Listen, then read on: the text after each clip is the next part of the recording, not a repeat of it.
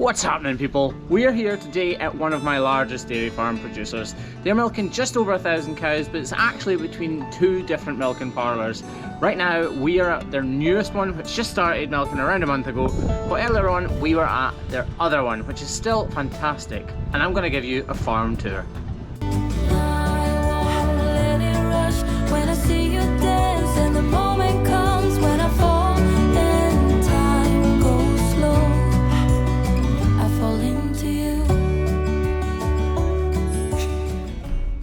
This is the Dairy Farming Company, a farm that lies right on the southwest coast of Scotland.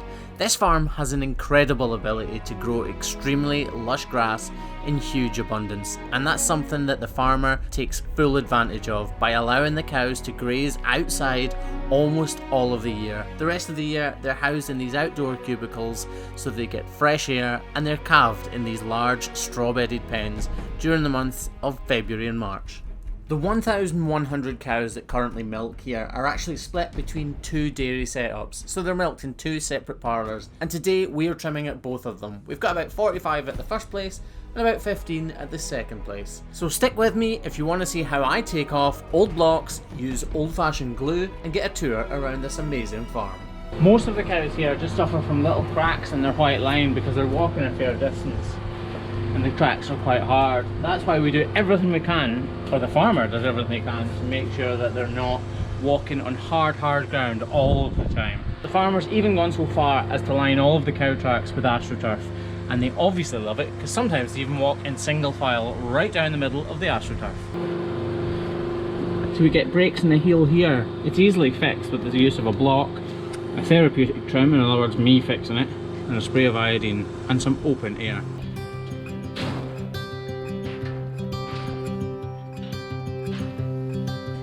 Look out, here she comes,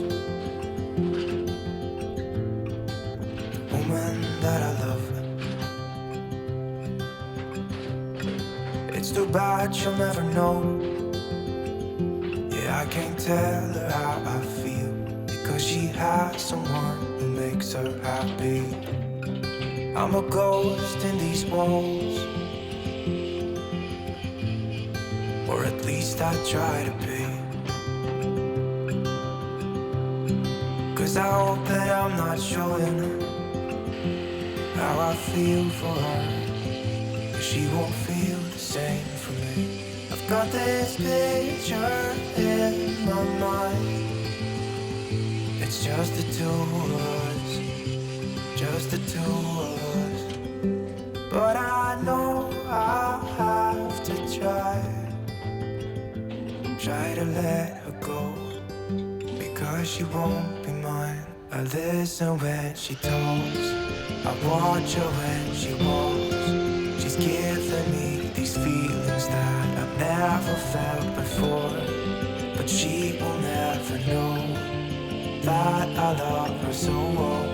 She's with somebody else, and I will have to let. So here's a cow that we actually treated around 2 months ago, and she had a really bad ulcer on that inside claw there. So basically, when we get a cow in like this, she's clearly got that block still attached. We check to see if the affected claw has completely healed or not, and then the decision is taken whether to remove that block there or leave it in place. And in this case, we're going to remove it, and here's how you do it. So pliers in either side, give it a really good twist round, and pop. Easy as that. You can see this block must have been on at least 2 months, because I've not been here in 2 months. And if we left it on any longer, there'd be too much pressure on this claw, and that would actually start to cause a problem. So job done. I hit that, didn't I?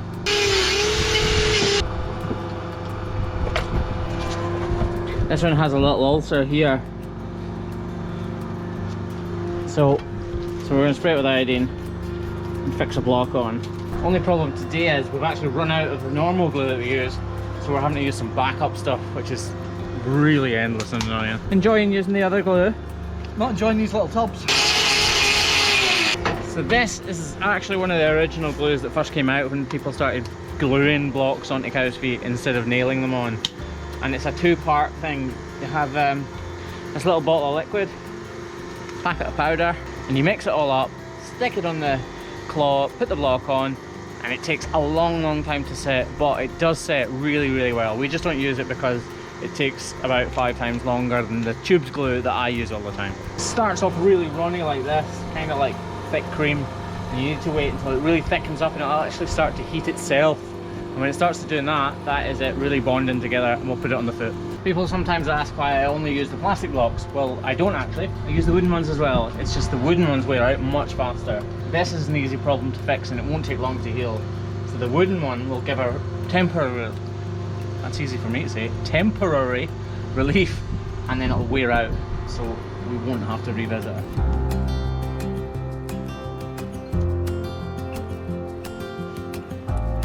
You can see how much messier it is to put on, but once it's on it actually goes kind of tacky like this, and you can make it really smooth and almost make it like a shoe rather than a clog.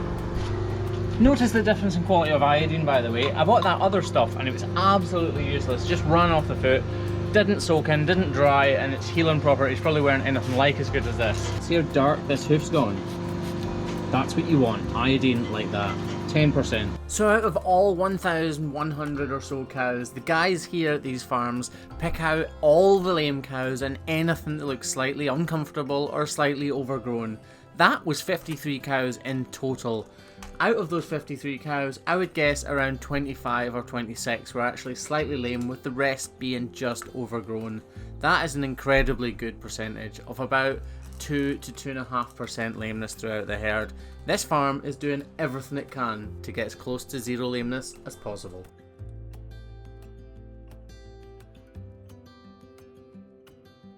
The Dury's 1,100 cows are actually split between 2 parlours. This is their new setup at North Bursalach, and this is where they're milking around 600 of the Jersey Friesian cross cows. These cows are known for being hardy and known for producing really rich and great quality milk. They do produce it in slightly less quantities, but right now these cows are producing around 27 litres per cow every single day. It's only a short walk from the pasture to the parlour, and that is why they've actually got 2 parlours now instead of 1, to reduce the walking that the cows have to do on a daily basis. Here you can see all 600 cows coming down the hill and spewing past me with my crush just like liquid into an empty jar. It really is a pretty awesome sight to see all of these 600 cows in one pen together, and standing times are really reduced because the milking is so quick, they're constantly moving. So while Craig cracks on with cleaning the crush, and it's going to take him a good while because with this wind and warm air it is absolutely caked on, I'm going to show you guys what this farm is all about. See you in a bit, Craig. Bye. Say hi, Steve. Hi, Steve. This is a 60-point rotary parlour, and as you can see, the cows are really happy and comfortable when they're on it. They're also being fed 1 kilogram of concentrated food, which they absolutely love, which no doubt helps to entice them on. These cows graze outside all year round, apart from when they're actually calving. They're brought inside into really comfortable beds because that's the best place or best environment for them to be having the calve. Plus the winters here in Scotland are wet, cold and pretty harsh. Not snowy harsh and not crazy low temperatures, but the wind and driving rain is exactly what a cow does not like. When I was there, Graham, this guy here, brought in all of the cows himself, he attached all of the clusters himself and ran the whole show purely by himself. When I asked him how hard it was, he said the parlour was so well set up that it was pretty easy. So Graham, the boy behind me, is just telling me this computer system tells you exactly what's happening on the parlour and when it's happening. So the green lights or green indicators means they've milked and everything's fine. Orange or yellow means it's a premature takeoff, so in other words the cups have come off too early and the cow hasn't actually finished milking. And blue is still milking. It also tells you exactly how much milk they produced so far, from how many cows, and how long it's taken. So far it's taken 50 minutes to milk 162 cows. You should pull your finger out, Graham. Cows pretty much load themselves here, so they're all being funneled up from this collecting yard behind us. And that backing gate there is just in case the cows don't want to come on, it'll actually come up behind them and it bumps them in the bum. It usually beeps as well, so they get used to the beep and they don't want to be bumped in the bum, so they all move up automatically. But actually, they're not using it right now and the cows are loading themselves perfectly. This is the backing bar, and that whole thing goes back over them and comes down. I'm not just saying this because I'm on camera, but the cows here look so healthy. They really, really look full of vitality. They've got really shiny coats, full udders, perky ears, and bright eyes, and that's what you look for in healthy cows. So this blue part here actually keeps their feet apart so that it's a good attachment on that cluster there. The cluster is basically here, these 4 cups, which are drawing the milk out of the cow's udder. This has also got a teat spraying system in it, so it can actually spray up and make sure that this udder is as clean and healthy as possible. You can see how bright an area the parlour is, and that's completely deliberate. It's good for people to work in, and obviously the farmer who owns this farm wants people to be enticed in every way he can and to have a good environment in which they work so that they're happy and stay for longer. It's not just purely out of the kindness of his heart. The entire time I was there, things were constantly being washed to make sure that it was as hygienic and as clean as it possibly could be. Everything in here has actually been coated with a special resin so that it can be washed down really, really easily every day, and it's as hygienic as possible. It might not seem relevant that I'm walking about a parlour here talking about how this farm's set up when I am concerned with feet in general. But actually all of these components add up to really good foot care, and this parlour has actually been well thought out to really, really promote zero lameness, or at least get to zero lameness as close as they possibly can. For instance, this rubber here, it makes them stand better, but also it prevents them from getting sole fractures from standing too long. See, when the cows are standing for quite a long time, the outside and on the parlour, they're putting all their weight down through the inside claw, so the medial claw, and it leads to cracking or fracturing of that claw. See how she's leaning in and most of her weight is on the inside claw? But when they walk, most of the weight goes through and is absorbed by that outside one, which is why they get sole ulcers on the outside and sole fractures on the inside. So all of the milk from the parlour is transferred directly via pipes into this bulk tank, which is actually a silo outside where it's cooled to about 6 degrees. This water jet system at the parlour exit is awesome. It serves 2 purposes. 1, it washes all of that area, and 2, it washes the feet of the animal, which is perfect considering they'll be going through a foot bath on the way back to the field. All of the cows leave this system, walk down this alleyway, and they can be sorted out by this electronic sorting system. So if a cow is lame or ill, she can be sorted off and treated just after the milking's finished. So the guys at this farm are actually good hoof trimmers themselves, and they trim the cows as often as they possibly can. If there's instances of lameness or anything like that, then it is a priority, and they get them straight into this crush here, or this chute here. This is their handling facility, and most farms here have the same sort of system as this. This is actually quite shiny and sexy and new-like, but yeah, most people have similar to this. This is their hoof trimming crush. It's actually a really capable crush. They're pretty well designed, they're fairly economical, as in they're pretty cheap, and they get the job done. I wouldn't want to trim 30 or 40 cows in it, but it'll definitely get 10 or 11 or 12 done in a day, no problem. The cows walk down this alleyway behind me every single milking, and it's actually got 2 foot baths in it, so that they can foot bath them at any opportunity they want. And it's minimal hassle or fuss for the guys working in the parlour to actually come, fill up the foot bath, and then they just forget about it. It works really well, and the cows are used to walking down that lane, so they don't all bunch up. Good cow flow.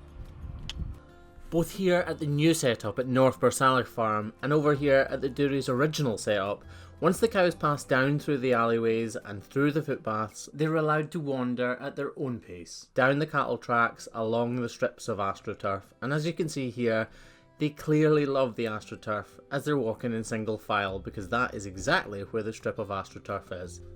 Ropes guide the cows into their new pasture, which has been predetermined by the length of the grass in that field. And as you can see, they love being back in the field. And why wouldn't they, with lush green grass like that and blue skies above their heads?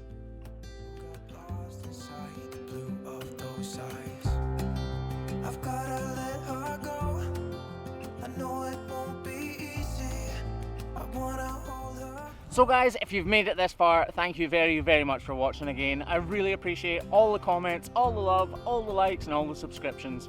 Each and every one of you get me. So guys, see you next time. Bye! when she talks. I watch her when she walks. She's giving me